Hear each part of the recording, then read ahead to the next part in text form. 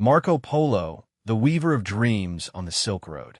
In the year 1254, in the resplendent maritime Republic of Venice, where the canals whispered secrets to the gondoliers and the spice trade perfumed the air with cinnamon and promises, a child named Marco Polo was born into a family that already carried adventure in their veins. His father, Niccolo Polo, and his uncle, Maffo Polo, were among the few Europeans of that time who dared to venture into the mysterious East. Merchants by profession, they did more than engage in commerce. They sailed to the edge of the known world. When Marco was still a baby, the Polo brothers embarked on a journey east that would take them to the depths of Central Asia, to the court of Kublai Khan, emperor of the Mongol Yuan dynasty and ruler of a kingdom stretching from the Pacific Ocean to the heart of Europe. The Polos were among the first Europeans to meet the Khan, who, far from the savage stereotype that many imagined in Europe, was a cultured and curious leader. He received the foreigners with hospitality and intelligence.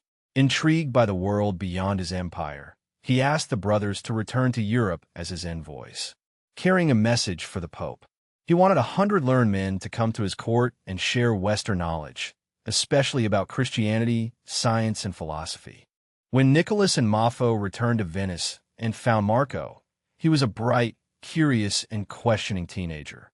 Marco was ready for adventure. So in 1271, the three Polos, father, uncle, and son, embarked on what would become one of the most legendary journeys in mankind's history. They started in Acre, in present-day Israel, and then passed through Persia, Iran, the Hindu Kush, the Taklamakan Desert, and the snowy passes of the Pamir Mountains.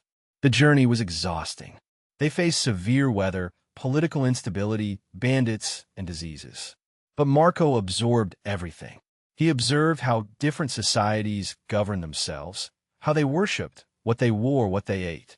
He took note of the architecture, the customs, the trade routes, and, perhaps most famously, how the Chinese used paper money, something that would not exist in Europe until centuries later. After more than 3 years of travel, the Polos arrived in Xanadu, the summer capital of Kublai Khan, and were received in his magnificent court. There, in a city built like a dream of marble and silk, surrounded by jade fountains, hawks, and imperial intrigues, Marco Polo entered the inner circle of the world's most powerful ruler. Kublai Khan immediately felt sympathy for Marco, who was young, eloquent, and brimming with curiosity, and who soon learned the Mongolian language and served as diplomat and emissary. For 17 years, Marco earned the trust of the Khan, traveling through Mongolia, China, Burma, India, Tibet, and Southeast Asia on missions covering thousands of kilometers. Few Westerners had set foot on these lands, and even fewer returned to tell the tale. He described cities with bustling markets, canals larger than deer, and porcelain so fine it seemed made of moonlight.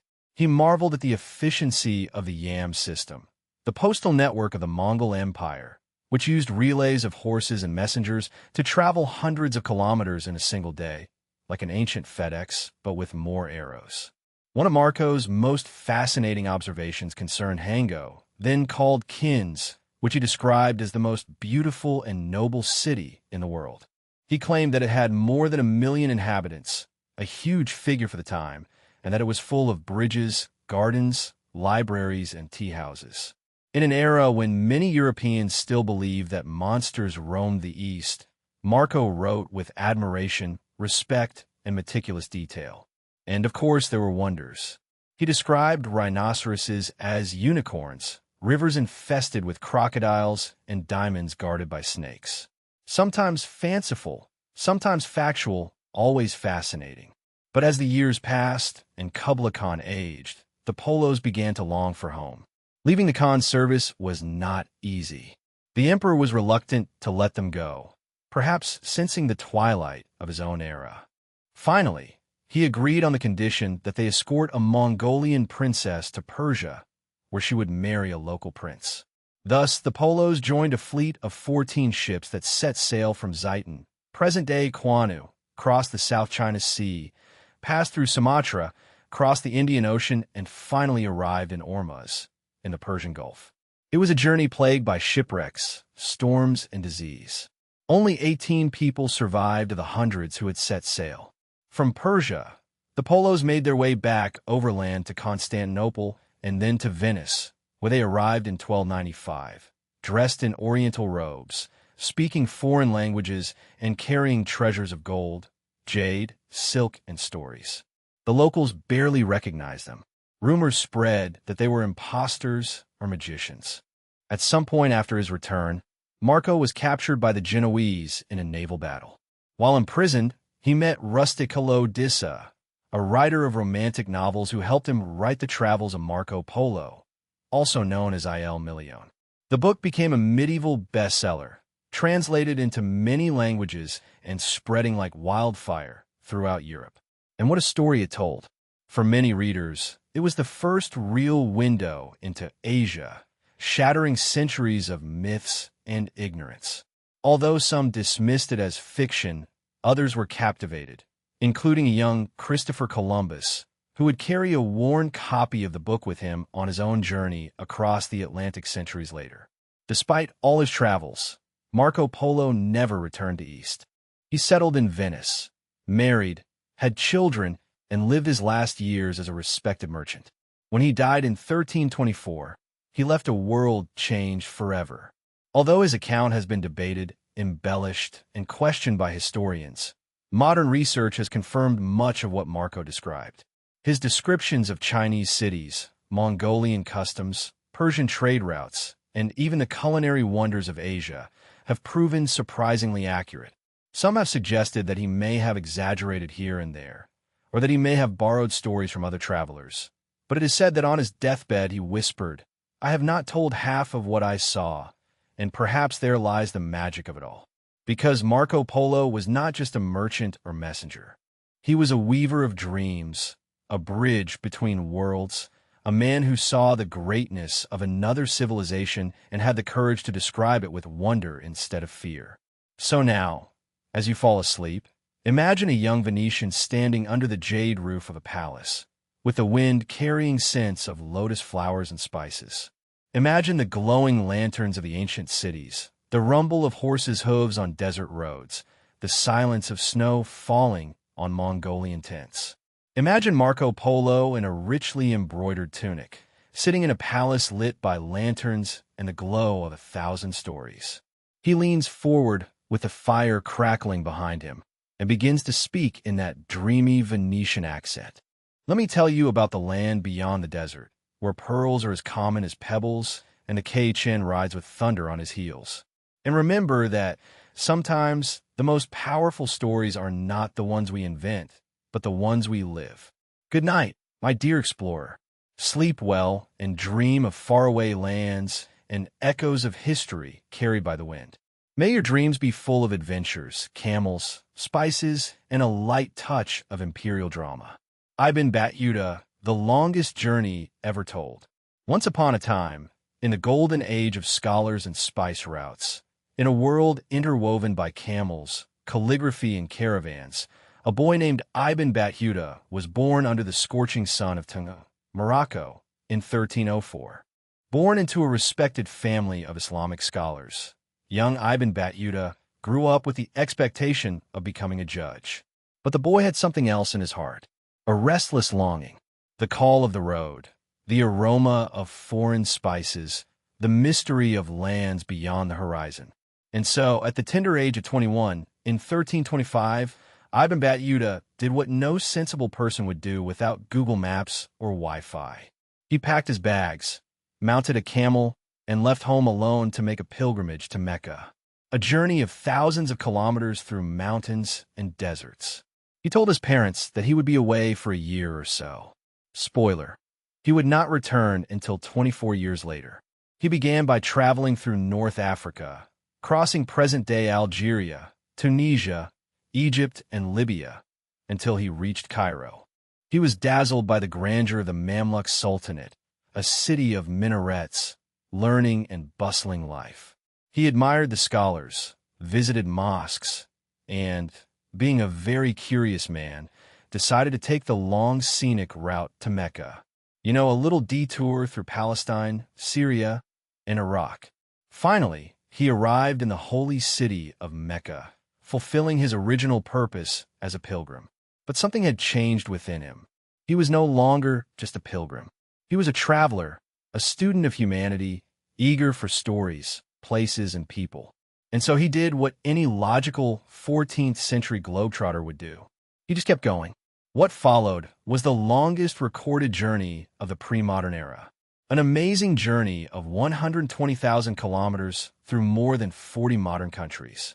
Neither shipwrecks, nor sandstorms, nor snake bites, nor civil wars could stop him. Let's take a little tour of this absolutely crazy guy's itinerary, shall we? From Mecca, Ibn Battuta traveled through the Arabian Peninsula, Persia, and the coast of East Africa, reaching present-day Tanzania. He rode along the Indian Ocean, admired the coral mosques of Kilwa, and exchanged stories with sultans who ruled trading empires built on gold and ivory. Then he headed to India, where, thanks to a delightful twist of fate, he was appointed Qadi judge by Sultan Muhammad bin Tughlaq in Delhi. A dream job, one might think, except that the Sultan was, let's say, unpredictable and used to change his mood like a medieval coin, going from generosity to ruthless paranoia. Even so, Ibn Battuta served for several years, living luxuriously in a palace full of wealth and poetry. He got married several times. Our boy was prolific at marriage. But problems eventually brewed, and when things got tough with the Sultan, he tactfully accepted a diplomatic mission to China, hoping to escape with dignity and all members intact. The trip to China was not easy at all. En route through the Maldives, Ibn Battuta took another detour, this time becoming chief judge of the islands, where he complained that the women were too daring. They liked to go topless, to his horror/delight, and the politics of the court were exhausting. Even so, he married again and again. He survived pirate attacks, monsoons, and shipwrecks, and finally reached the coast of Southeast Asia and then China, where he possibly visited Hangzhou, one of the most advanced cities of the time. Although scholars debate how far he actually went, his detailed observations on Chinese paper money, urban planning, Confucian temples, and porcelain production remain remarkably accurate. On the way home, he thought, you know what? I haven't seen the damn Mongols. So he crossed Central Asia, visited the Golden Horde in what is now Russia, and relaxed with the Tatar and Mongol Princes Khan. He marveled at the diversity of Islam, at how people from radically different cultures could share the same faith, something that made a deep impression on him. Finally, after almost 2 decades of wandering, he returned to Morocco. But after being at home for barely a year, Ibn Battuta left again, this time to Al-Andalus, Spain, and West Africa.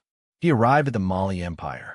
Then, at its peak under the successes of Mansa Musa, he crossed the Sahara Desert, visited Timbuktu, admired its libraries and gold markets, and returned once again with stories of lands that most Moroccans did not even believe existed.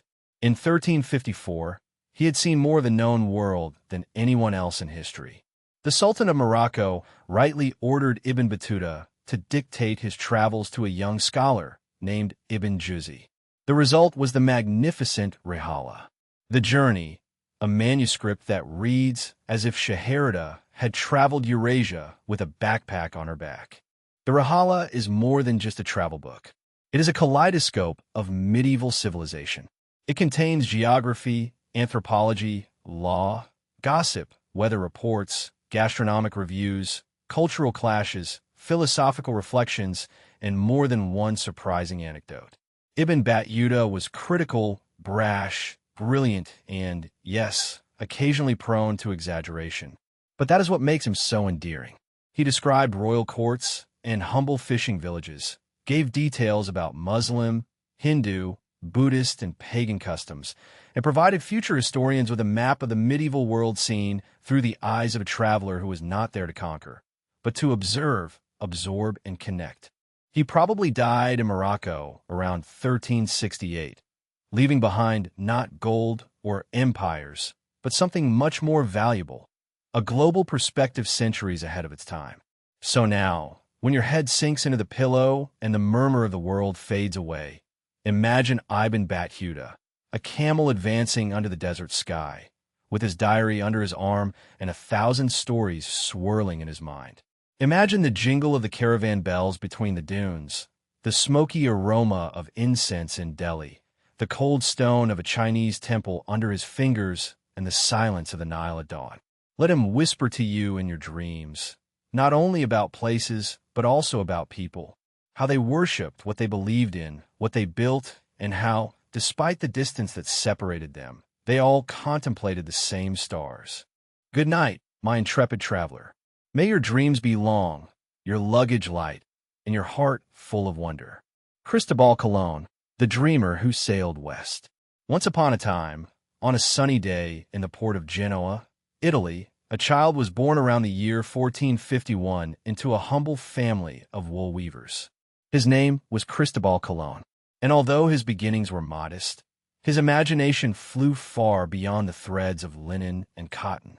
He contemplated the Mediterranean with longing, dreaming not only of other lands, but of other worlds. Colon was tall, blue-eyed, freckled, and had striking eyes and hair, which later turned ghostly white.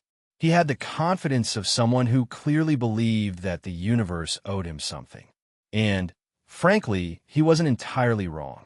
He went to sea in his teens, working as a sailor, cartographer, and merchant in ports throughout Europe, from Portugal to England and West Africa. He soaked up all the maps, all the stories of the Arab navigators, all the rumors about islands seen in dreams.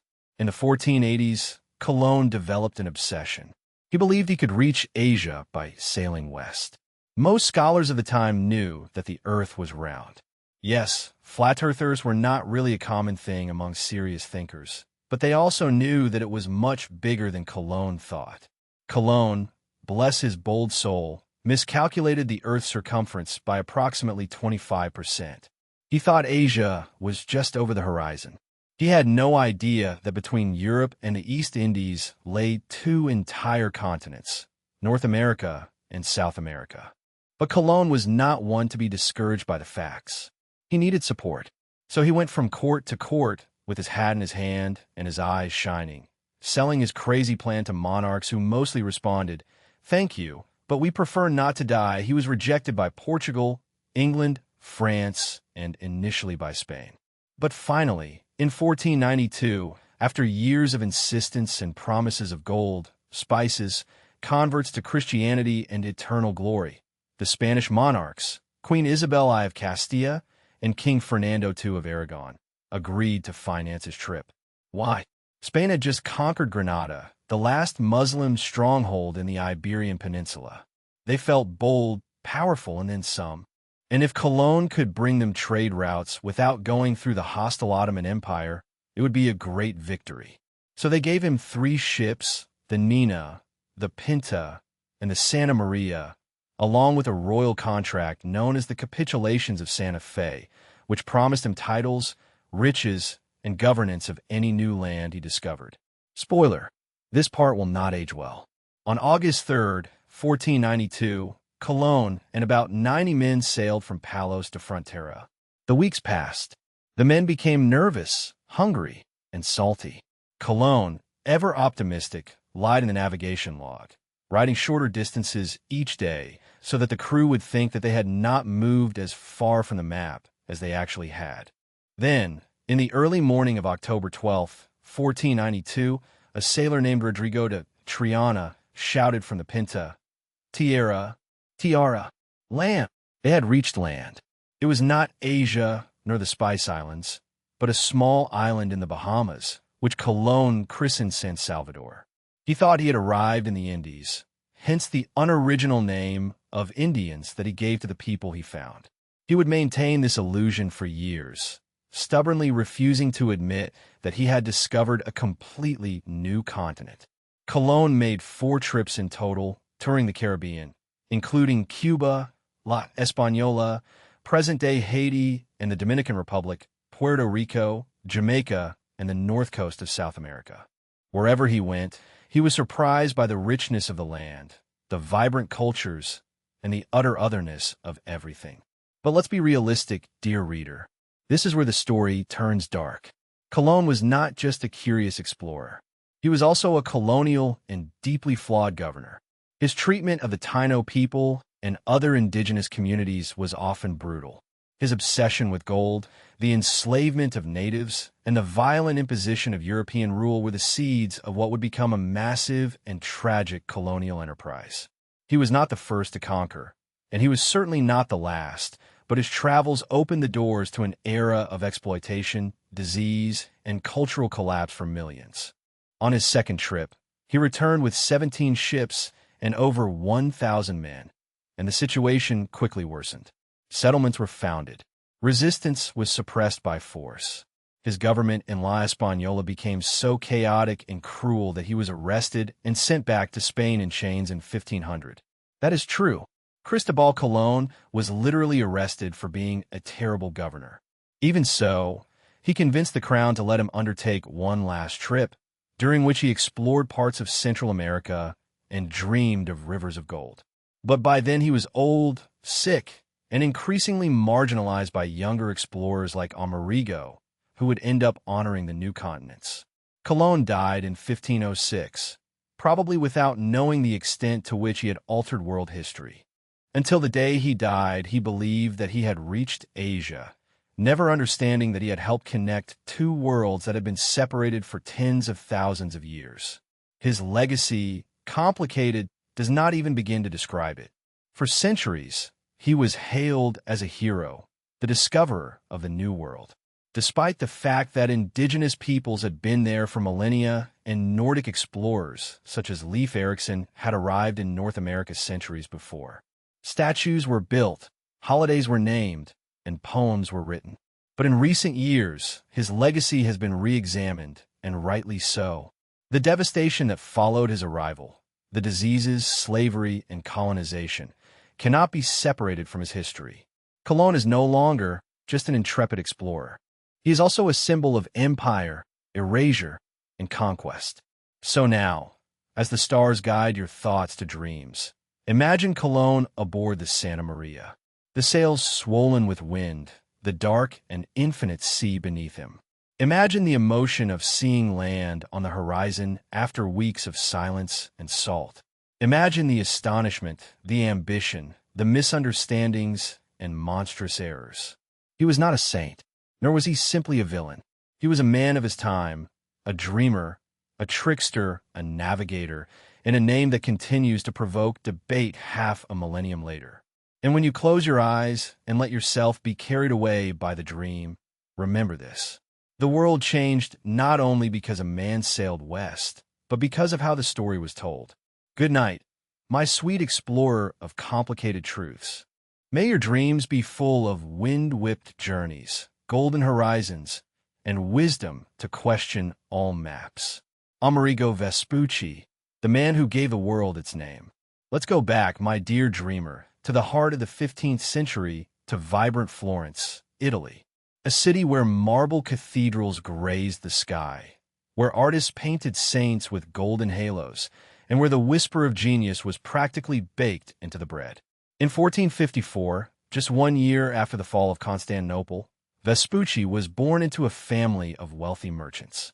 Florence was a jewel of the Renaissance, a hotbed of innovation and humanist thought. Amerigo grew up surrounded by scholars, artists, and the aroma of ink and parchment. Unlike many explorers of his time, Vespucci was not a soldier or sailor by birth. He was a thinker, a reader, a cosmographer, and an astrology nerd with just the right touch to be vastly underestimated. His education was very serious. He studied Latin, geometry, astronomy, and philosophy. As a young man, he worked for Lorenzo de' Medici, one of the most powerful men in Italy. The Medici were not just bankers. They were kingmakers, patrons of Da Vinci, puppeteers of popes, and they knew how to spot talent. In the 1490s, Amerigo moved to Seville, Spain, to work for the Medici branch there. Seville was seething with emotion. Cristobal Colon had just returned from his first voyage, and the Spanish court was going crazy, dreaming of spices, silks, and strange lands beyond the sea. The Americans equipped ships, studied their navigation logs, and managed the cargo. He had in his hands the heart of Spain's oceanic ambitions. But something was stirring inside him. Seeing the ships leave was not enough. He read other men's maps, but that wasn't enough. He wanted to see it himself.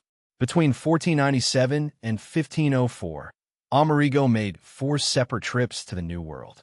Historians still debate which ones he actually participated in, especially the first, but there is little doubt that he sailed to South America along the coast of what is now Brazil, Venezuela, and possibly even the mouth of the Amazon. While Colón clung to the belief that he had reached the confines of Asia, Amerigo began to suspect something radical. As he traveled along the east coast of South America, he noticed something unsettling. The stars were different. The coasts were too long. The land was vast, deep, rich, and unknown. The more he observed, the clearer he saw it. This was not India. This was not Asia. It was a completely new continent. Imagine the audacity of that thought, looking at the world in all its splendor and saying, "This is not a corner of something old. It is the beginning of something new." That revelation is what sets Vespucci apart. Not his conquest, nor his riches, but his redefinition. Vespucci not only explored, but documented. In his letters and writings, especially in Mundus Novus, New World, and Lyra, he included astrological observations, celestial navigation calculations, and detailed descriptions of coastlines, native peoples, weather patterns, and plant life. He was one of the first Europeans to write that the southern hemisphere had different constellations, such as the Southern Cross, which left European scholars in their homeland speechless. His letters were full of deep reflections and poetic curiosity. He described how the stars shifted as he moved south, how the equator altered the sky, how the ocean currents pulled the ships like whispers from the depths. He wasn't just sailing. He was collecting information about the Earth, observation by observation. He also described indigenous societies in vivid, though sometimes problematic, detail, sometimes with admiration, sometimes with the gaze of a European Christian man of his time. He was as much a mirror of his time as a window to other worlds. His letters, especially Mundus Novus, caused a sensation in Europe. They were translated into Latin, French, German, and Italian, and passed from scholar to scholar as if they were forbidden fruit. The idea that Colón could have missed what Americo had seen was scandalous, exciting, revolutionary. And then 1507 arrived. A German cartographer named Martin Whaley-Müller, who was working with a group of scholars in the small town of Esti, in Lorraine, was creating a new map of the world. Inspired by Vespucci's accounts, Waldseemüller boldly christened the newly mapped continent as America, in honor of Amerigo Vespucci, its discoverer. He even included a xylographic portrait of Vespucci on the map, as if saying, "This man rewrote the world." The name stuck. Even though Vespucci was not the first to arrive, he was recognized as the first to truly understand what had been found. When people realized that Colón had arrived earlier, it was already too late. The continents had already been christened. Vespucci returned to Spain and was appointed chief pilot in 1508. From this position of enormous influence, he trained future explorers, standardized navigation techniques, and helped build a framework that would drive the age of discoveries for decades to come. He died in 1512, probably in Seville, quietly and without fanfare, without parades or statues, just a man who had measured the stars and changed the course of human geography. But what a legacy! While Colón pursued golden titles, Vespucci gave the world a new name and a new frame of reference. His legacy is not wrapped in glory or conquests, but in clarity, science, observation, and awe. He did not discover America. He helped the world realize it existed. So now, sweet explorer of the mind, close your eyes and imagine Vespucci standing on the deck of a ship. The wind caresses his face and his eyes turn to the stars. The sea around him whispers secrets. The Southern Cross shines high above. He draws a coast that no map has ever seen and writes, "A new world more full of animals and trees than our Europe and much bigger." Let him guide your dreams tonight, not with swords or flags, but with awe, with questions, with the quiet thrill of understanding something for the first time. Good night, my cosmic cartographer. May your dreams be shaped by the stars and the truth. And may your maps always take you somewhere magical. Vasco da Gama, the admiral of spices and storms. Once upon a time, in a windswept era, around the year 1460, in the quiet coastal town of Sines, Portugal, a boy named Vasco da Gama was born into a family of the petty nobility. The sea practically ran through his veins. His father was a knight and commander of the Order of Santiago, and young Vasco grew up listening to stories of Portuguese expeditions to Atlantic islands and African coasts of gold, and glory. It was a time when Portugal, a relatively small kingdom on the edge of Europe, was becoming dangerously obsessed with the sea. Under the vision of Prince Henry the Navigator, Portuguese explorers have been gradually advancing along the west coast of Africa, dreaming of a direct route to the legendary riches of the East. Spices, silks, gems, and the elusive land of India. You see, dear dreamer, for centuries, Europe had depended on land trade routes that snaked through the Middle East, controlled, taxed, and, on occasion, interrupted by empires and sultans. The idea of reaching India by sea, of bypassing intermediaries and sailing directly to the golden heart of the East, was the far-fetched dream of both kings and merchants. And in this feverish ambition, Vasco da Gama entered. In 1497, King Manuel I of Portugal, driven by both profit and piety, chose Vasco da Gama to lead the boldest expedition to date, to sail around Africa and reach India. Vasco was given command of 4 ships, the São Gabriel, the São Rafael, a supply ship, and a smaller caravel. He was not an experienced sailor in the sense of Colón or Magellan, but he was tremendously intelligent, had an iron will, and was known for fulfilling his goals. On July 8, 1497, the expedition set sail from Lisbon with the sails waving in the wind and the sun shining on the polished armor and newly painted helmets.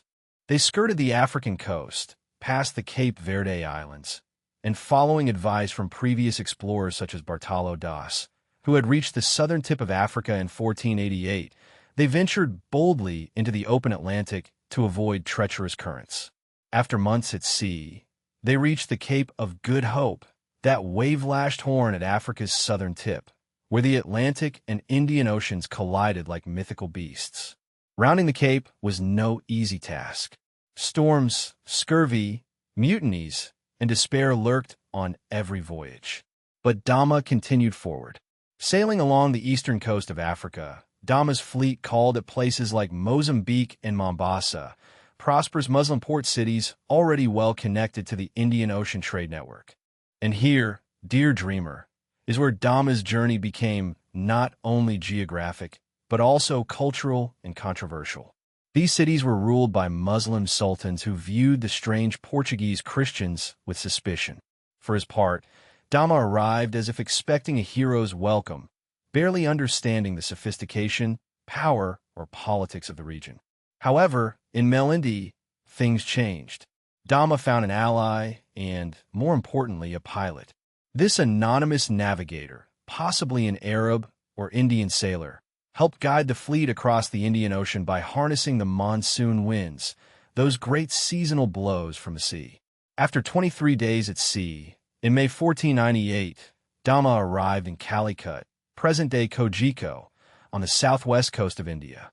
Europe had finally reached the east by sea. Calicut was not a primitive outpost. It was a cosmopolitan commercial center rich in pepper, cinnamon, cardamom, and all the treasures that the West had coveted for centuries.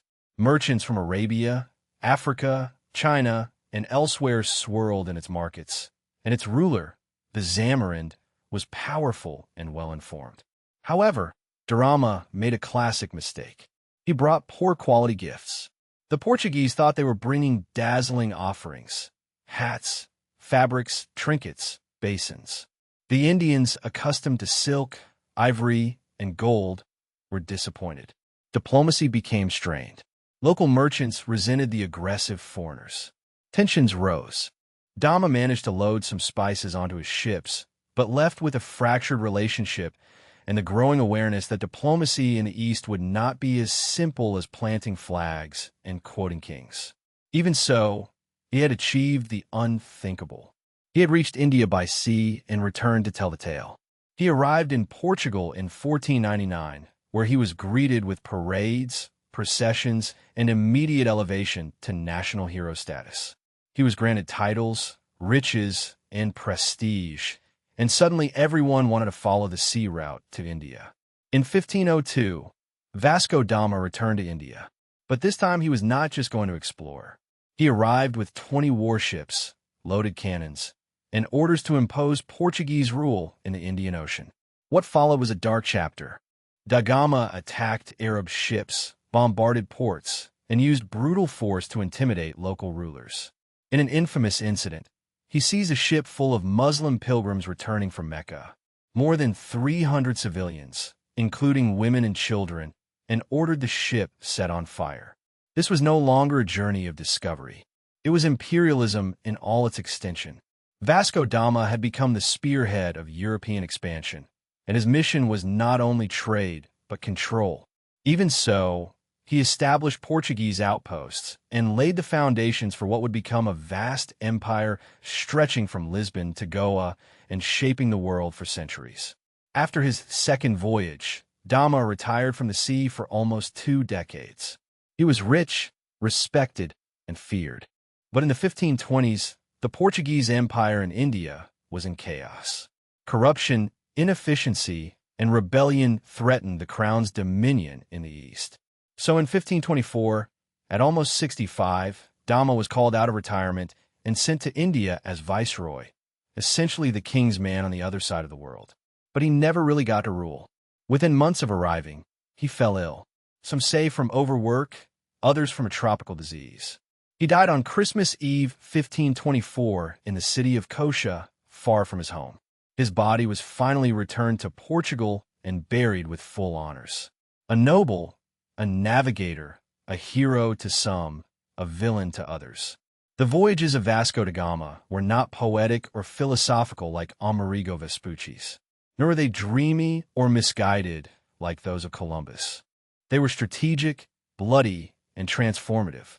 He opened the way for centuries of European dominance over the Indian Ocean, marking the start of an era of global trade, colonization, and cultural upheaval. He helped turn Portugal into a global empire, but at a great human cost. A cost paid by the peoples whose lands were visited not with curiosity, but with cannon fire.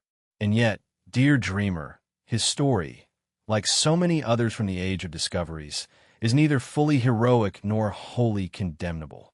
It is complex, vast, stormy, like the ocean that he conquered.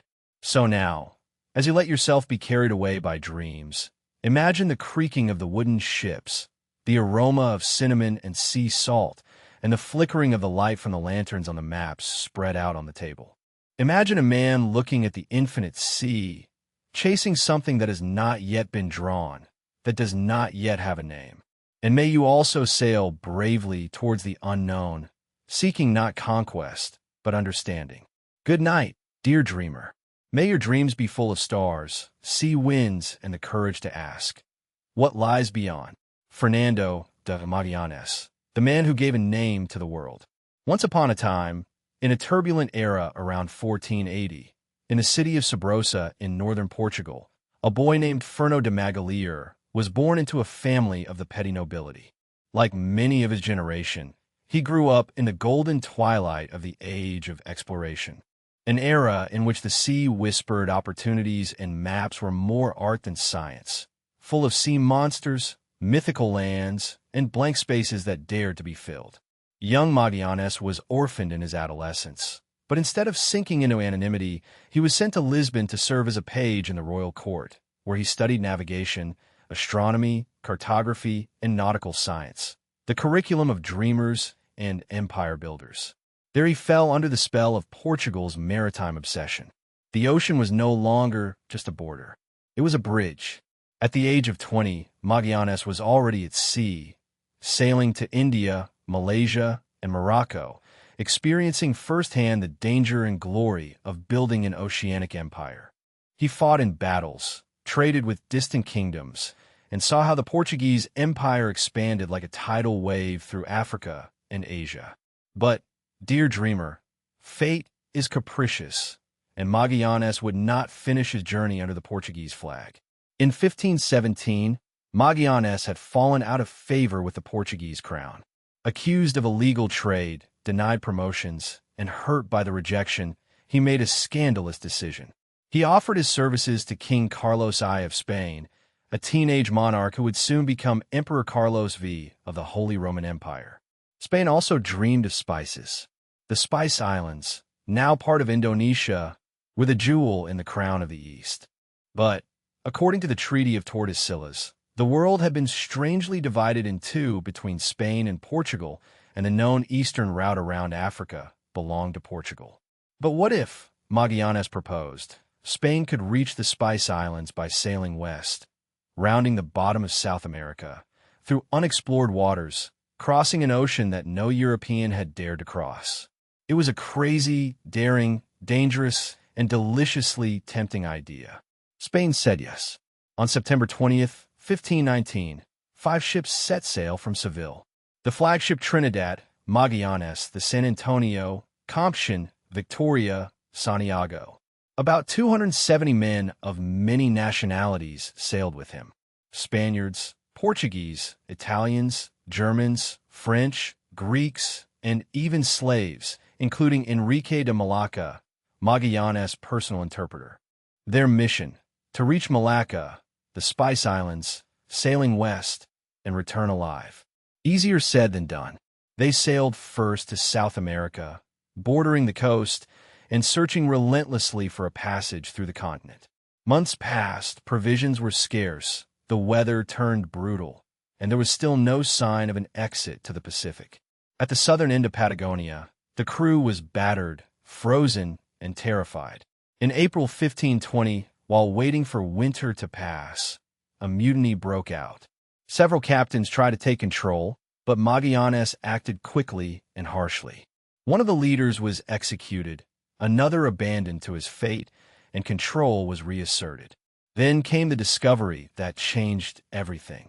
In October 1520, the fleet found a narrow and winding passage, now known as the Strait of Magellan. It was dark, cold, treacherous, full of cliffs and unpredictable currents. The San Antonio deserted and turned back, but the rest continued forward. And then, after weeks of fear and fog, they emerged into an ocean so calm, so disturbingly smooth, that Mellon christened it El Mar Pacifico, the Pacific Ocean. But the calm on surface was deceptive. The Pacific crossing was a nightmare. They had no idea of its vastness. Mellon believed that it would take some days. It took 3 months. The men ran out of food. They ate leather, sawdust, and rats.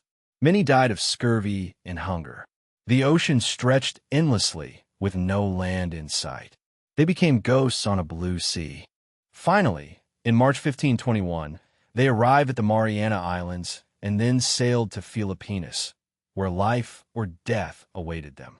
In Filipinas, Mellon tried forging alliances with local rulers. One king, Raja Humabon, converted to Christianity, and Mellon, feeling partly explorer, partly missionary, and partly warlord, promised to defend him from his enemies. This would prove fatal. On April 27, 1521, in the Battle of Mactan, Mellon led a small force against the warrior chief Lapu-Lapu, hoping for an easy victory. Instead, they were outnumbered, outmaneuvered, and defeated. Mellon was wounded, abandoned by some of his allies, and finally killed in combat, pierced by a spear and dismembered on the beach. He died halfway around the world from his home, unaware that he had become immortal. Only 3 ships remained. The surviving men barely reached the Spice Islands, where they finally loaded their ships with cloves and nutmeg, more valuable than gold in Europa. But the return home was another nightmare. One of the ships, the Trinidad, was captured by Portuguese. The Compton was sunk. Only the Victoria, captained by Juan Sebastián Elcano, managed to return to España, completing the first circumnavigation of the world in September 1522 with only 18 survivors. Of almost 270, only 18. But what they demonstrated changed the world. That the world could be circled at sea, that the oceans were connected, that the world was a vast, rotating whole. Magellan did not finish the journey, but he conceived it, directed it, and died for it. He baptized oceans, united hemispheres, and redefined the world's imagination. He was not perfect. He was arrogant, dogmatic, and capable of cruelty. But he was also brave beyond reason and visionary beyond his time. Today we remember him not only for sailing, but for daring.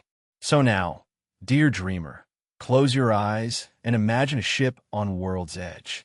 Its sails shining in the moonlight, its captain looking into the unknown. Feel the creaking wood, the silence of the waves, the moment when the map ends and the stars begin to speak. Let the courage of Magellan lull you tonight through oceans that are no longer scary under constellations that now have names. And dream, like him, of a world that still has wonders waiting just on the other side of horizon. Good night, dear dreamer. May your dreams sail beyond the horizon and bring you back home safe and sound. Hernán Cortés, the conqueror of the sun. Like so many other great tragedies and triumphs, it all began with a birth in utter darkness. Around 1485, in the Spanish town of Medellin, a boy named Hernán Cortés was born, the son of a family of the petty nobility. Noble enough to dream big, but not rich enough to get anywhere without guts. As a young man, Cortés was intelligent, restless, and perhaps a little too cunning for his own good. He studied law for a while, but dropped out. The legal codes did not seem exciting enough for him. What he wanted was action, adventure, and, above all, glory. In 1504, at the age of 19, he set sail for La Española, one of the first Spanish colonies in the Caribbean. There, and later in Cuba, he worked as a notary, soldier, and landowner, learning the intricacies of conquest and colonization. But Hernán never settled for serving. He wanted to command. He was ambitious, audacious, and dangerously persuasive, and destiny, dear dreamer, was about to hand him an empire. In 1519, the Spanish governor of Cuba, Diego Velázquez, authorized an expedition to the continent to explore and trade. Cortés was put in command, but as his fleet of 11 ships and some 500 men prepared to set sail, Velázquez changed his mind, perhaps suspecting that Cortés had plans that went far beyond peaceful trade. But it was already too late. Cortés set sail anyway, disobeying orders, driven by his dreams of gold and a mysterious empire on the continent that the natives called Mexico.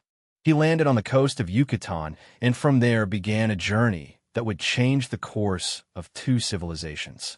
Cortés soon learned of the existence of the Aztec Empire, a huge, powerful, and terrifying civilization centered on a vast city built on a lake, Tenochtitlan, home of the Mexica people, pronounced Mexica. He encountered pyramids, cities, and rituals that dazzled and disturbed the Spanish. Most importantly, he met people who hated the Aztecs, tribes oppressed or exploited by the empire, who saw the Spanish as possible allies. Cortés seized this opportunity with cold brilliance. He formed alliances, gathered translators, including the brilliant Lamalanche, a Nahua woman who would become his advisor, interpreter, and mother of his son, and began to understand the politics, psychology, and vulnerabilities of the empire. He also burned his own ships to make retreat impossible. "Conquer or die," he told his men. And so, with barely 500 Spaniards, a few cannons, and a growing army of indigenous allies, Cortés began his march inland. In November 1519, Cortés arrived at the resplendent gates of Tenochtitlan, the Aztec capital. And, dear dreamer, let your imagination run wild. It was a city unlike any other in Europe. Built on an island in the middle of Lake Texcoco, it had towering temples, aqueducts, floating gardens, vast markets, and canoe-lined causeways. It is estimated that more than 200,000 people live there, more than in most European capitals. The ruler, Montezuma II, received Cortés with gifts and hospitality. Historians still debate whether he believed Cortés was the returning god, Quetzalcoatl, or whether he was simply seeking to avoid war. Cortés, impressed but calculating, soon took Montezuma hostage, keeping him as a puppet to control the city. It was a bold and dangerous gamble. The situation quickly escalated. Spanish arrogance, cultural misunderstandings, and brutality led to increased tensions. In 1520, while Cortés was away quelling Spanish rivals, his lieutenant massacred Aztec nobles during a festival. The city erupted in a wave of anger. When Cortés returned, he tried to calm the chaos by bringing Moctezuma out to speak to his people. But the emperor was stoned to death by his own subjects, and the Spanish were suddenly trapped in a city that hated them. On June 30th, 1520, the Spanish tried to flee the city at night, carrying gold and loot, but were captured, ambushed, and massacred on the causeways. Hundreds of people drowned. That night became known as La Noche Triste, the Night of Sorrows. But Cortés somehow survived. During the following year, Cortés rebuilt his forces. He allied himself with the powerful Tlaxcalans, indigenous enemies of the Aztecs. He gathered ships, weapons, and strategies. And in May 1521, he returned to Tenochtitlan, this time to destroy it. For 3 brutal months, the city was besieged. The lake was blocked. Hunger, disease, especially smallpox, and despair spread. The Aztecs fought bravely under the command of a new leader, Cuauhtémoc. But the city fell on August 13, 1521. Tenochtitlan was reduced to rubble. The Aztec Empire had ceased to exist. Cortés was now the master of a shattered empire. He founded the city of Mexico on the ruins of Tenochtitlan and began the long and often brutal process of turning this ancient world into a colony. Of Spain, he became governor of New Spain, but political enemies gathered like vultures. Accusations of cruelty, ambition, and corruption followed. He was finally summoned to Spain, where he lived his last years in relative anonymity, trying to regain the royal favor that he had long lost. He died in 1547 at 62 years old, not in combat, but in his own bed. Richer than most men could dream, and yet haunted by the ruins he left behind. Hernán Cortés is perhaps one of the most controversial figures in all of history. For some, he was a genius strategist, a man of unparalleled courage who overcame impossible obstacles and overthrew a powerful empire. For others, he was a ruthless invader whose greed and cruelty led to the destruction of a complex, rich civilization. Both are true. The world he entered was not innocent, but the world he brought was not merciful either. He did not just explore, but conquered. And conquest, dear dreamer, always leaves ghosts behind. So now, when you close your eyes and let yourself be carried away by the dream, imagine the great city of Tenochtitlan emerging from the lake, its temples shining in the sun, and its people dancing under feathered banners. Imagine a man standing on the shore watching everything, with gold shining in his eyes, knowing that he would change everything forever. Good night, dear dreamer. May your dreams tonight be full of reflection, not only on what was gained, but also on what was lost. John Cabot on the other side of the cold edge of the map. He was not born as John Cabot, not exactly. He was born around 1450 as Giovanni Caboto in the historic port city of Genoa, Italy, the same republic bathed by the sea that had given the world Christopher Columbus. He grew up among the salty winds and merchant ships of Venice, where he eventually obtained citizenship and learned the art of navigation, cartography, and mercantile strategy. Like so many of his time, Cabot grew up in a Europe obsessed with spices, silk, and gold. Riches that arrived through distant lands like threads of a tapestry coming from remote empires. But while Spain and Portugal rushed east and south to reach the Indies, Cabot's mind leaned in a different direction. What if there was a shorter route to Asia, without going around Africa, without going west like Columbus, but northwest, crossing the unexplored and ice-covered Atlantic, straight to the heart of the unknown? It was an idea as sharp as the sea air and as stimulating as it was.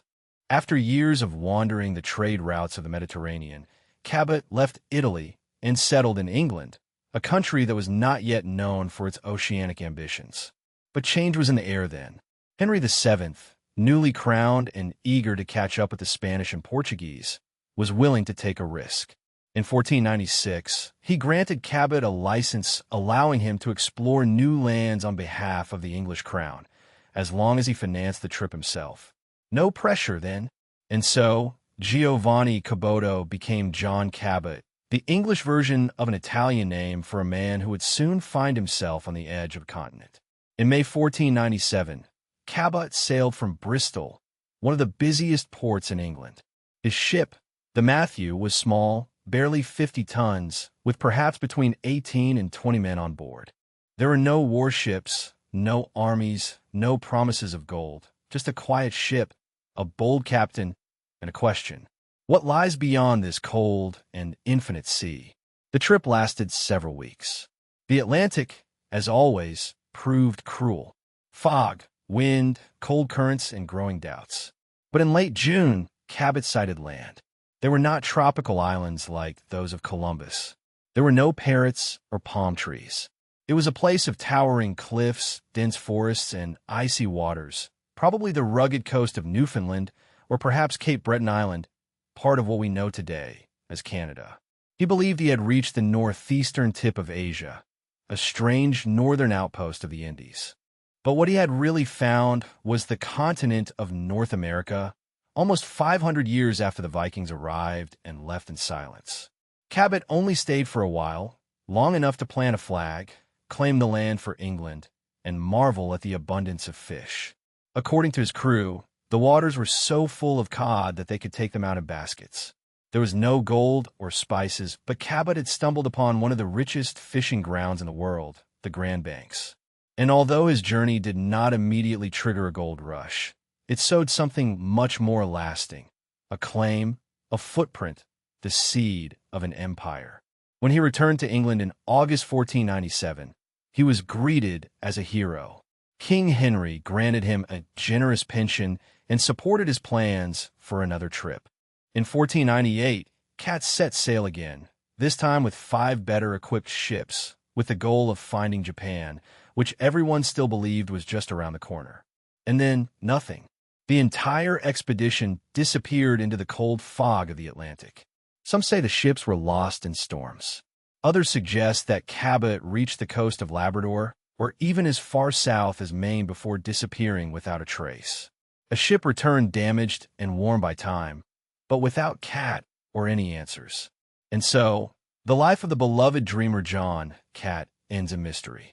A man who opened a door and disappeared through it, letting history fill the silence after him. John Cabot did not conquer cities nor rewrite maps quickly. He did not return with jewels or exotic creatures. But what he did do was put England on the map, literally, in the New World. His journey laid the foundation for British claims in North America, paving the way, centuries later, for colonies, revolutions, and nations. England's subsequent dominance in the Atlantic world began with a single ship, a small crew, and a soft-spoken captain who saw through the fog of fear and kept sailing. Today, he is not remembered with marble statues or endless ballads, but with mystery, respect, and just the right dose of wonder for dreamers to keep dreaming. So now, dear dreamer, when your mind begins to wander like a ship at sea, imagine that small vessel sailing through the fog, with stars barely visible through the northern clouds. Imagine John Cabot wrapped in wool, holding onto the railing, watching the pale horizon as land emerges slowly and silently from the sea. No gold, no war, just discovery, silent and cold, the beginning of something immense. Good night, dear dreamer. May your dreams find new shores, and may you wake with the courage needed to sail towards them. Sir Francis Drake, pirate of the Queen, nightmare of the Emperor. Let the winds howl and the lanterns swing, dear dreamer, because tonight we sail with a man whose life seems like the plot of an impossible adventure novel. A man who was called hero and heretic, noble and ship captain, and pirate. Yes, tonight we follow Sir Francis Drake, privateer, explorer, seaborne sorcerer of the Elizabethan era, and the second man in history to circumnavigate the world.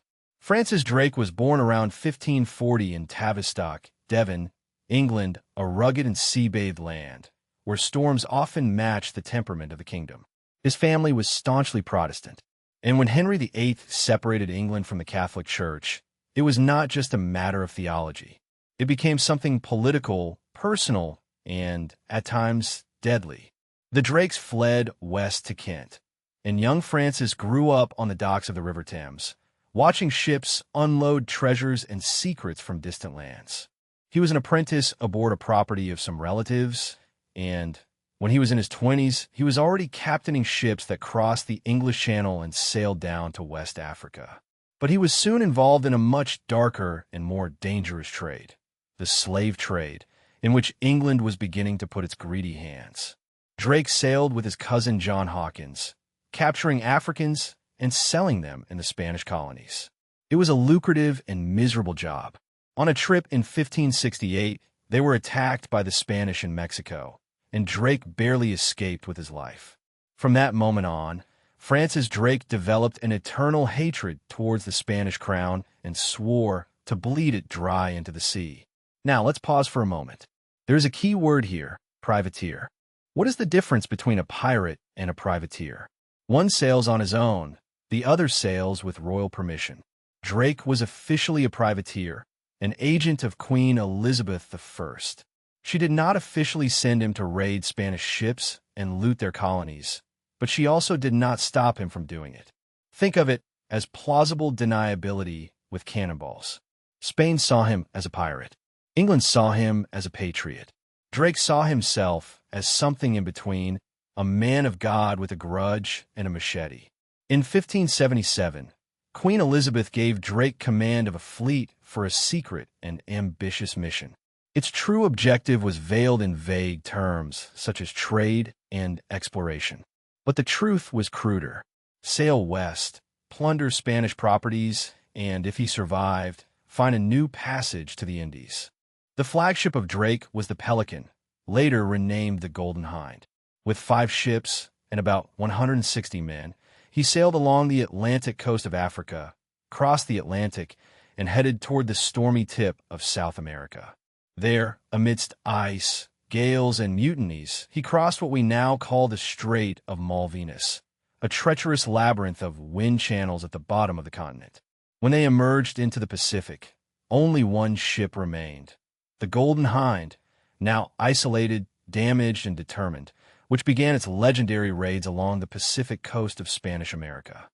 He attacked settlements in Chile and Peru, captured galleons loaded with silver and silk, and took the biggest loot of all, the Nuestra de la Compton, also called the Cacafuego. It was loaded with 26 tons of silver, gold, jewels, porcelain, and silk. Drake and his crew became rich beyond imagination, but he was not done yet.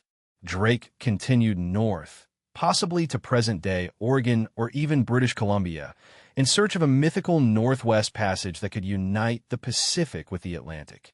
Not finding it, he turned west across the vast and desolate Pacific. For 68 days, the Golden Hind fought against the waves, hunger, and exhaustion before reaching the Philippines. Then he sailed to Java, rounded the Cape of Good Hope, and finally returned to England. When the Golden Hind arrived in Plymouth in 1580, it seemed a miracle. Drake and his reduced crew had gone around the world. Only the second expedition in history to do so, after Magellan, who, remember, did not live to see the end. The Queen, of course, secretly knighted him aboard the Golden Hind, as if she were knighting the sea itself. Drake was not finished. In 1585, he led an expedition to the Caribbean, looting Santo Domingo, Cartagena, and even parts of Florida. And in 1588, when Spain launched the fearsome armada to invade England, Drake helped lead the naval defense, using his cunning and fire ships to scatter the Spanish fleet. Now, he was more than just a pirate. He was a national hero, a naval genius, and the face of the English challenge against the largest empire in the world. But the sea has a way of calling its children home. In 1595, Drake returned to the Caribbean with old ambitions and fewer teeth. He tried to plunder Panama, but the spark had faded. The Spanish were better prepared. Disease arrived quickly. On January 28, 1596, Sir Francis Drake died of dysentery off the coast of Portobello, Panama. His men buried him at sea with all his armor in a lead-lined coffin to the sound of drums and waves. He returned to the sea that had created him, had carried him, and in its own way had loved him. Sir Francis Drake is remembered with statues, street names, and legends. For the English, he was the man who helped forge a naval empire. For the Spanish, he was El Drac, the dragon, a figure so feared that, it is said, they offered 20,000 ducats for his head. He was an explorer and destroyer, glorious and ruthless, a man whose ambition opened paths through the sea and whose audacity helped launch England into its era of maritime dominance. So now, dear dreamer, close your eyes and imagine the Golden Hind gliding through moonlit waters, with sails full of starlight and its captain laughing at the storm. Imagine the treasure, the fire of the cannons, the Queen's whisper in the shadows of the court. Let him sail. Let the world fear him. Let your dreams tonight carry the rhythm of the oars, the creaking of the masts, and the knowledge that one soul can stir both the sea and history. Good night, dear dreamer. May your dream be free of storms, but full of adventures, and may you wake up to chart a course entirely your own. James Cook, the explorer who mapped the infinite. Let's start not with the waves and the wind, dear dreamer, but with cold dust and quiet determination. James Cook was born in 1728 in the small town of Marton, Yorkshire, England. He did not come from nobility or a family of sailors, but from a humble family of Scottish farmers. By all accounts, he was a bright and quiet boy, poor in money but rich in mind. At the age of 16, he entered as an apprentice in a store. At 18, he left it to follow his true vocation, the sea. He enlisted in the merchant navy and worked aboard colliers, coal ships that defied the stormy coasts of Great Britain. Not glamorous ships, but they taught young James what many officers of noble birth never learned: how to handle a boat in a storm, how to navigate by instinct, and how to read the state of the sea as if it were a book. But navigation wasn't the only thing that fascinated him. It was cartography. As he rose in the hierarchy, Cook devoured books on navigation, astronomy, and geometry. When he enlisted in the Royal Navy during the 7 Years' War, he was no longer just a sailor, but becoming a scientist. During the war, he mapped the coast of Newfoundland with such precision that his nautical charts were used for 200 years. And when the war ended, the Royal Society, the very heart of enlightened science, took notice. James Cook was about to go from coal transporter to world explorer. First trip, a star, a continent, and a secret mission. In 1768, Cook was chosen to command the HMS Endeavour on a mission as noble as it was clandestine. First, the scientific part. Sailed to Tahiti to observe the transit of Venus, an astronomical event in which Venus passes in front of the Sun, allowing the distance from Earth to the Sun to be calculated with precision. The second, secret mission was to explore and map the South Pacific in search of a legendary unknown land of the South, the Terroris Incognita. On board were scientists, botanists including the legendary Joseph Banks, artists, sailors, and even a greyhound named Lady. The Endeavour set sail with curiosity in its sails and illustration in its heart. Cook arrived in Tahiti in 1769, and the team observed the transit, although imperfectly due to a phenomenon called the black drop effect. But what followed would define the trip. They sailed south and west, mapping unknown islands such as Wahain, Raiatea, Bora Bora, and others. Cook was respectful. He sought diplomacy with the Tahitians and was admired for his impartiality, although tensions always arose. Then, turning west, they reached New Zealand, becoming the first Europeans to circumnavigate and accurately map both islands. But the culminating moment came in April 1770, when Cook's ship sighted a long coastline. He had reached the eastern coast of Australia, a land unknown to Europeans. They landed in Botany Bay, named for the astonishing variety of flora. Banks collected specimens. Cook made detailed observations of the land and its inhabitants, the Gel clan of the Darawal Nation, which was the first recorded contact between indigenous Australians and the British. They sailed north along the coast and encountered the Great Barrier Reef, which almost sank the Endeavour.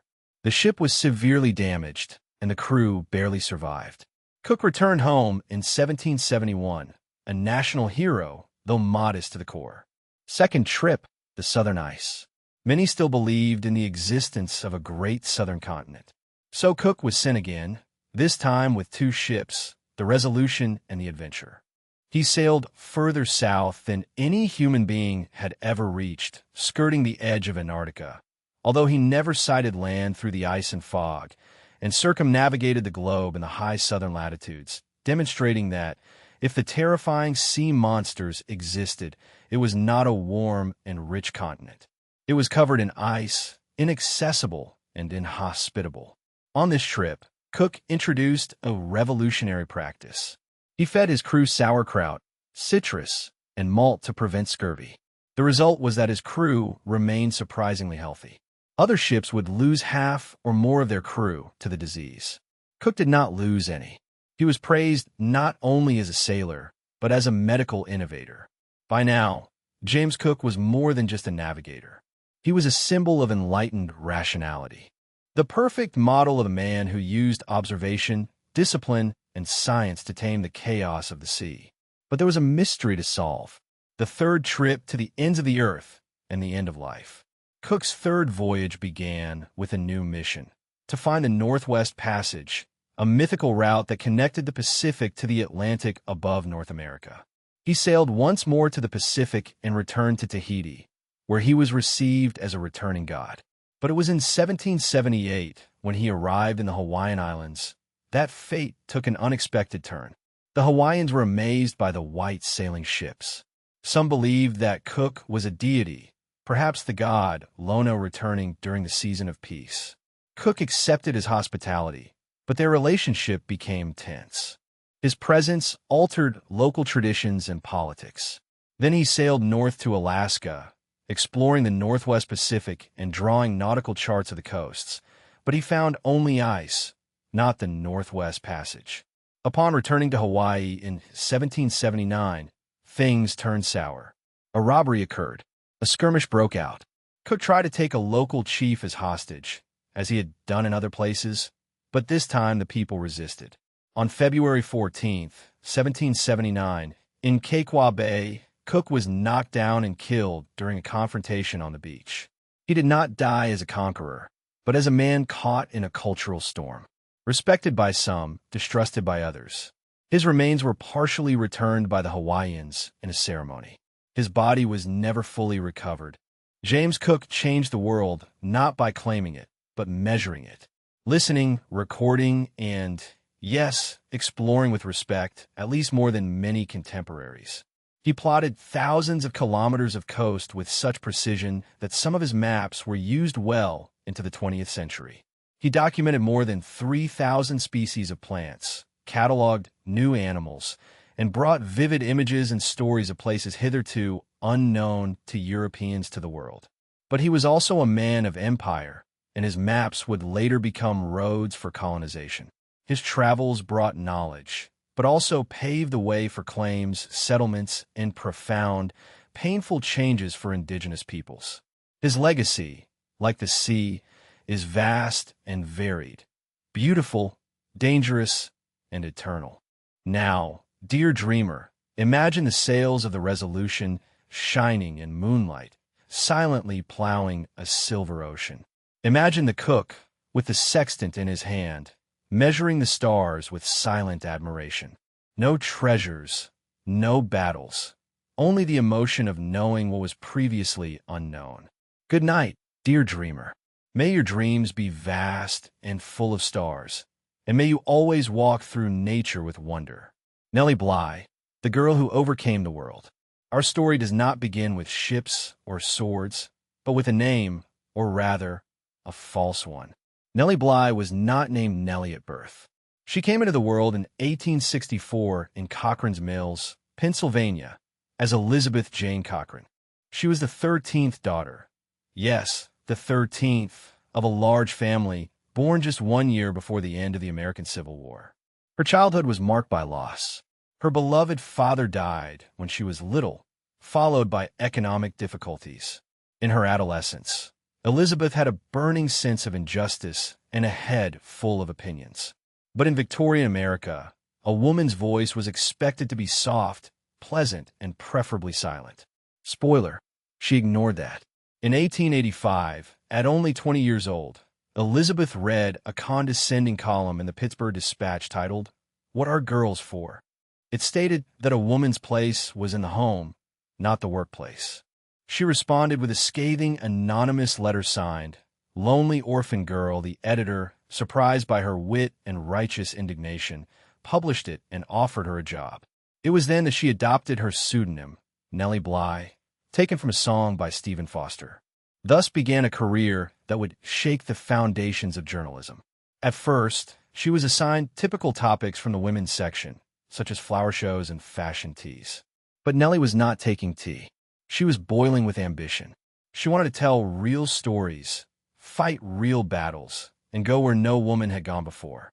Not as a novelty, but as a journalist with purpose. So she packed her bags, boarded a train, and left for Mexico. In the late 1880s, Nellie spent several months in Mexico writing reports on poverty, government censorship, and corruption. She reported on peasant life, the devastating effects of the dictatorship, and the contrast between beauty with brutality. Eventually, the Mexican authorities threatened to arrest her, and she had to flee the country, but not before publishing a passionate book, 6 Months in Mexico, in which she denounced despair and injustice with courage and lucidity. She had tasted the thrill of investigative journalism and was hooked. In 1887, Nellie approached Joseph Pulitzer's New York World, one of the most powerful newspapers in the United States. She had a wild idea. What if she pretended to be insane, so they admitted her to an asylum to see what it was really like? Think about it carefully. Without guarantees, she checked into a women's boarding house, acted erratically, and doctors quickly declared her insane. In a matter of days, she was involuntarily committed to the Blackwell's Island Asylum, one of the most notorious institutions in New York. There, Nellie witnessed and suffered atrocities: ice baths, thin robes, rotten food, and physical abuse. Perfectly sane women, trapped and ignored. Medical incompetence and cruelty disguised as care. For 10 days, she became one of them. And then, just as she expected, the world took her out of there. When her report was published, it caused a sensation across the country. Her book, 10 Days in a Madhouse, led to major reforms in the treatment of the mentally ill. New York increased funding, improved conditions, and questioned how easily someone could be locked up, especially a woman, simply for being inconvenient. Nellie was no longer just a reporter. She was a legend. In 1889, Nellie had another dream. Inspired by Jules Verne's Around the World in 80 Days, she proposed a feat she would surpass the fictional record, traveling around the world alone with only a bag and her determination. The editors told her, "But you are a woman. You will need a companion. You will have to carry trunks." She packed a suitcase, said goodbye, and took the steamship to London. For 72 days, she crossed oceans and continents by boat, train, rickshaw, and horse-drawn carriage. She fought delays and bought a monkey in Singapore. She met Jules Verne himself, traveling through France, Italy, Egypt, Sri Lanka, Hong Kong, and Japan. Wherever she went, crowds followed her. Women cheered, men stared in amazement, and telegraph cables burned with excitement. And on January 25, 1890, Nellie returned to New York in 72 days, 6 hours, and 11 minutes, breaking the record and conquering the nation's heart. She was celebrated, published, and immortalized in trading cards, board games, and poems. But she wasn't done yet. In 1895, Nellie married Robert Seaman, a wealthy industrialist 40 years her senior. After his death, she took over his battleship manufacturing company and ran it with the same audacity she had shown in journalism. She introduced workers' rights, created health benefits, and became one of the only female industrialists in the United States at that time. Unfortunately, the company eventually went bankrupt due to embezzlement by trusted managers. Nellie was not infallible, but she never stopped pushing limits. During World War I, Nellie embarked for Europe to report from the front lines. She was one of the first female war correspondents. She interviewed wounded soldiers, wrote about the Red Cross, and denounced war profiteering with her characteristic blend of empathy and fury. She returned to New York and continued writing until her death in 1922 at the age of 57 from pneumonia. Nellie Bly's legacy is not engraved in stone. It is written in every investigative article, in every line written by a woman, in every truth revealed in the face of power. She showed that journalism could be a weapon for justice, that women could be daring, brilliant, and brave, and that the world could change thanks to a girl with a pen and a plan. So now, dear dreamer, close your eyes and imagine a train crossing India, a woman in a hat and coat looking out the window, her hair ruffled by the wind and ambition. Imagine her taking notes in the dark, laughing at the editors who told her no, going straight into asylums and ministries, never asking for permission. She didn't need a sword. She had a question, and that was enough. Good night, dear dreamer. May your dreams be filled with steam engines, typewriters, and the courage to keep going, no matter who tells you that you can't. Sacagawea, the explorer with a baby on her back. Our history does not begin in Washington or Boston, but in some place in the Wind River Mountains in what is today Idaho, around the year 1788 or 1789. A girl was born into the Agayika tribe of the Lemi-Shoshonei, known for their skill with horses, their knowledge of the Rocky Mountains, and their deep spiritual connection to the land. She was called Sacagawea, which means bird woman, although, like much of her life, her name is shrouded in mystery and echoes still. She grew up free under an immense sky, learning about the plants, the animals, and the paths of her native land. But when she was only about 12 years old, her childhood was stolen from her then. During a raid by the Hidetsa, a rival tribe, Sacagawea was captured with other girls and taken hundreds of kilometers away to a village near what is now North Dakota. There she was held in captivity and, still a teenager, she was sold or won in a game of chance to a French-Canadian fur trader named Tusa Charono, who took her as one of his wives. Her world had changed, but Sacagawea, an inveterate dreamer, was not one to give up hope. She learned new languages, the Hidata and French, and clung tightly to her Shoshonei roots. And then came 1804. In 1803, President Thomas Jefferson had taken one of the boldest steps in United States history. The Louisiana Purchase doubled the size of the young country. But nobody knew very well what had been bought, what lay beyond the Mississippi. Mountains, deserts, even dragons. Jefferson commissioned an expedition led by Meriwether Lewis and William Clark to explore this vast new land, find a route to the Pacific, and establish contact with the indigenous nations. It would become the expedition's nucleus. In the autumn of 1804, the expedition had built a fort near present-day Bismarck, in North Dakota, and they met Charbonneau, who introduced them to his Shoshonei wife, who was heavily pregnant. By the time Lewis and Clark realized that she spoke Shoshonei, they knew that she was exactly what they needed to cross the Rocky Mountains. They needed horses. And only the Shoshonei knew those mountain passes well. Sacagawea was not just a translator only. She was the key to their survival.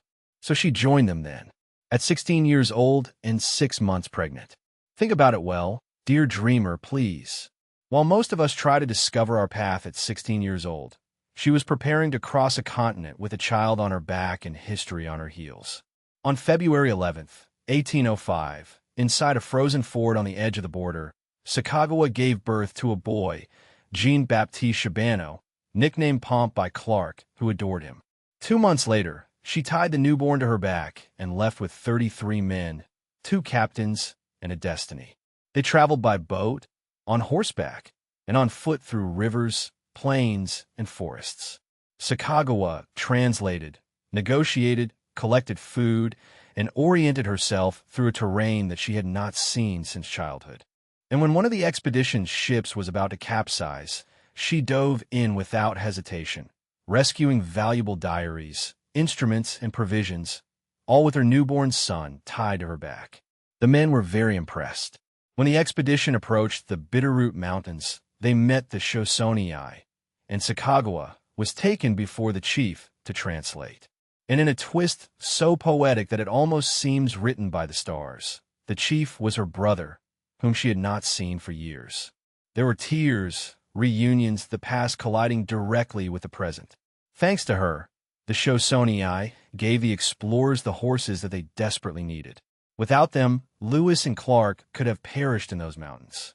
Thanks to her, the expedition continued onward. The journey was brutal, crossing snow-covered passes, surviving hunger, and braving treacherous rivers.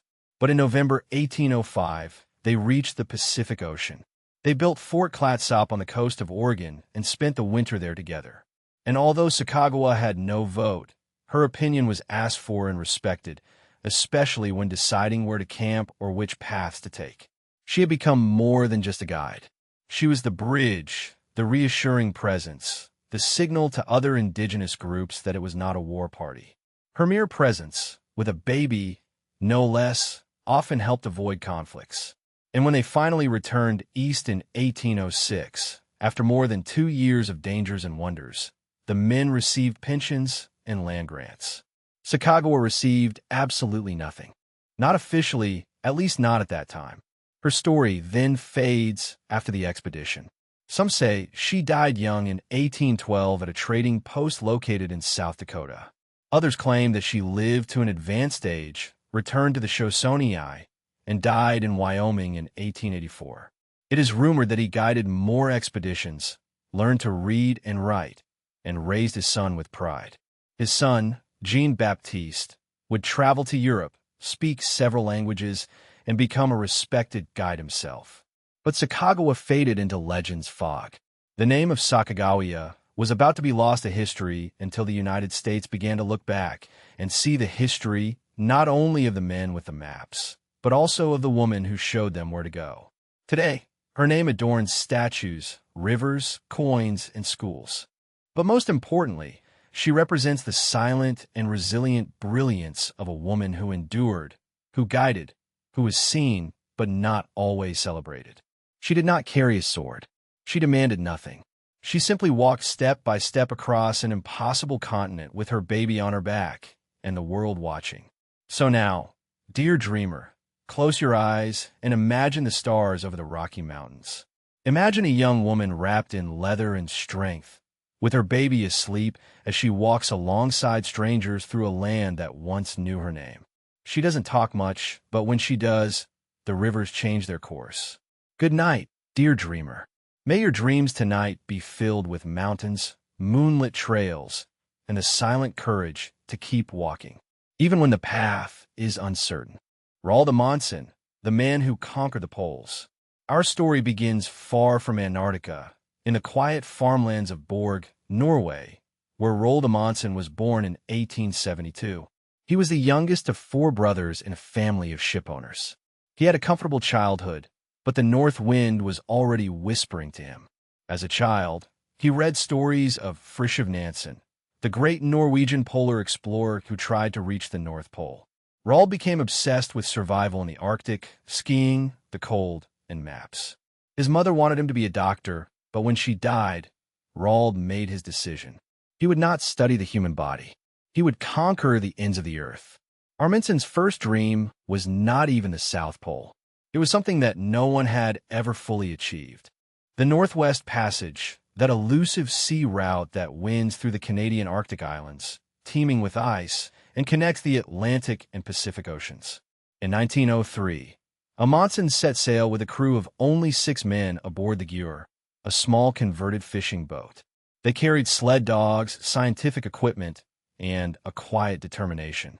They spent 2 winters trapped in the ice, surviving thanks to the knowledge of the Inuit and their hard-won skills. Roald learned to dress in furs, to use dog sleds, and to read the snow as if it were a book. In 1906, after nearly 3 years, they emerged at the western end of the Arctic archipelago. They had succeeded. He was the first to successfully navigate the entire Northwest Passage, but Amundsen was not satisfied. Although he had initially planned to head to the North Pole, it became known that Robert Peary had conquered it. So Amundsen made a decision very much his own. Change of plans. I will conquer the South Pole. But he didn't tell anyone, not even his crew. In 1910, aboard the ship Fram, Amundsen set sail, supposedly towards the Arctic. Halfway there, he revealed the truth to his astonished men. Change of plans. We are heading to Antarctica. He had just declared a secret race against the British expedition that was already preparing, led by Robert Falcon Scott. It was not official, but it was personal. Amundsen, always calculating and serene, intended to arrive first. Amundsen arrived at Whales Bay, on the edge of Antarctica, in January 1911, months before Scott.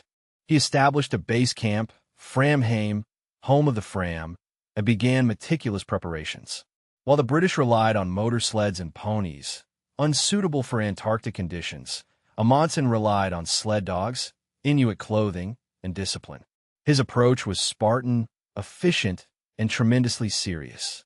He placed supply depots at intervals along the ice. He tested the equipment obsessively, waiting for the right moment, the right climate, the perfect window. On October 19, 1911, Amundsen and 4 companions, Olaf Bland, Helmer Hansen, Spa Hassel, and Oscar Wisting, set off across the vast white void, pulling sleds, driving dogs, crossing glaciers, cracks, and deadly winds. They advanced quickly, silently, without fanfare or drama. And on December 14, 1911, they arrived. They found themselves at the South Pole's top, 3,000 meters above sea level. Temperatures plummeted, and the world turned upside down under their boots.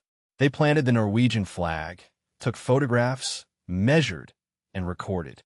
Then, without hesitation or vanity, they turned and returned home. They had beaten Scott by more than a month. While Amundsen lived, Scott died on the ice. Scott and his men reached the South Pole in January 1912, only to find Amundsen's flag. The return journey was distressing.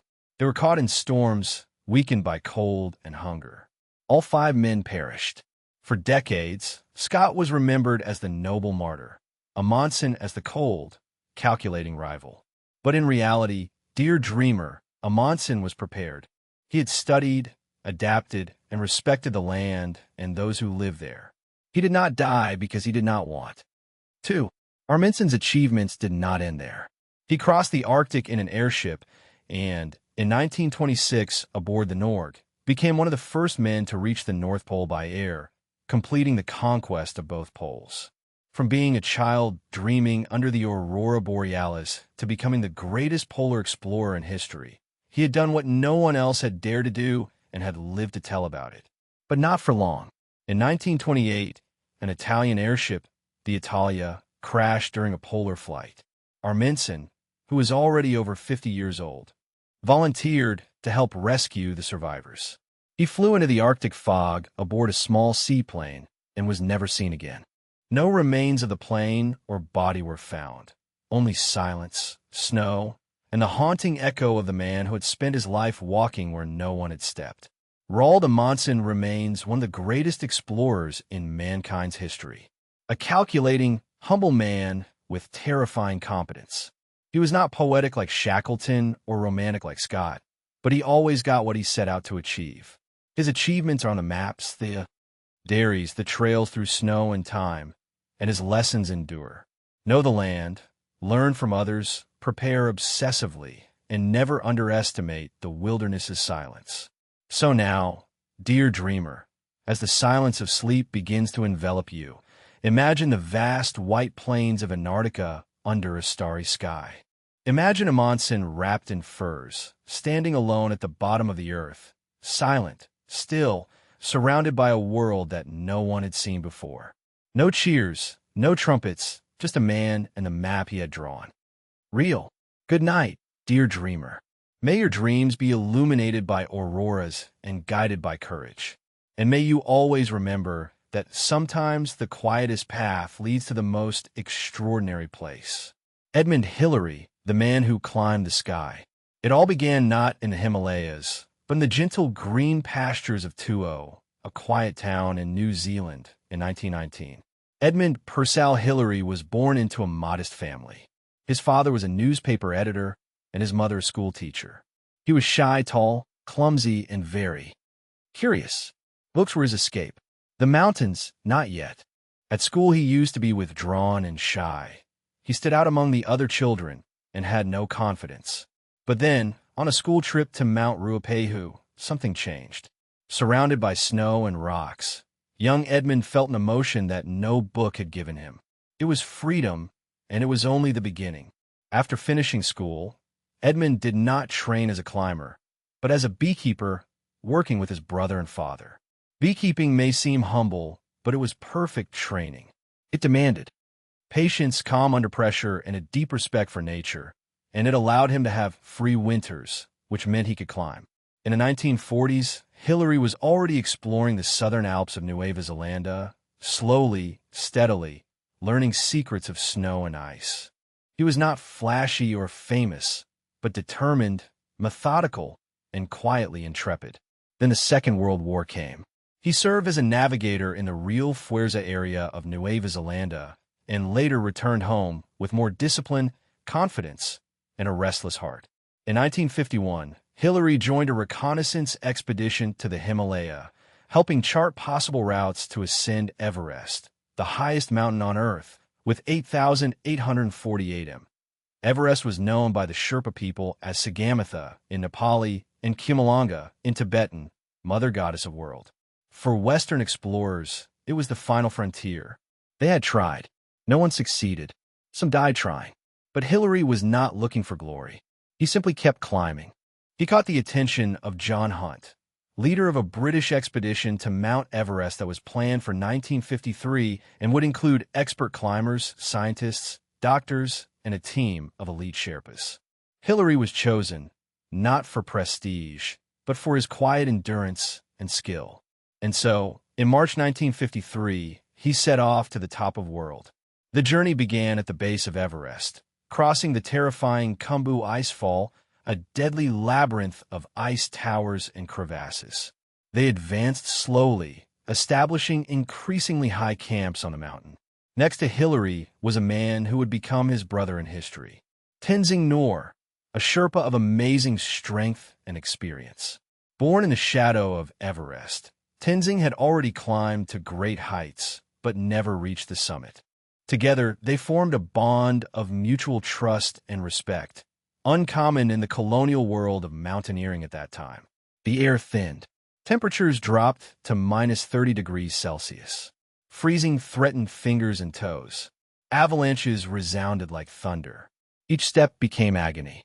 And then, on the night of May 28, 1953, it was their turn. Camped at 8,500 m, just 350 m below the summit, Hillary and Tenzing set off at 4 a.m. of May 29th. The final stretch was brutal. At one point, Hillary had to carve a path into a 12 m vertical rock face, a formation now known as the Hillary Step. One slip and they would fall in a void. But they did not slip, and at 11:30 in the morning, they were on top of Everest. There were no fanfares, no trumpets, just sky, snow, and silence. Tenzing buried some sweets in snow as an offering to the gods. Hillary took a picture of him, but modestly did not ask him to take one of himself. They only stayed there for 15 minutes. Then they descended, exhausted but alive. Back at camp, when asked how it had gone, Hillary smiled and said, "Well, George, we have beaten that bastard." The news reached Londres on June 2nd, 1953, the same morning as the coronation of Queen Isabel II. It was a perfect moment. Hillary and Tenzing became world heroes overnight. Hillary was acclaimed. Tenzing received the George Medal, but Hillary never let it go to his head. After Everest, the adventures continued. In 1958, he reached the South Pole by tractor, becoming the first person to reach the North and South Poles and Everest. But beyond that, he dedicated his life to the people of Nepal.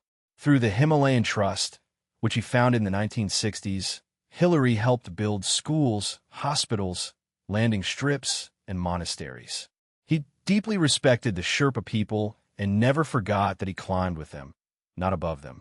When his wife, Louise, and his daughter, Belinda, died tragically in a plane accident in 1975, Hillary was devastated, but he continued with his work, his service, and his humility.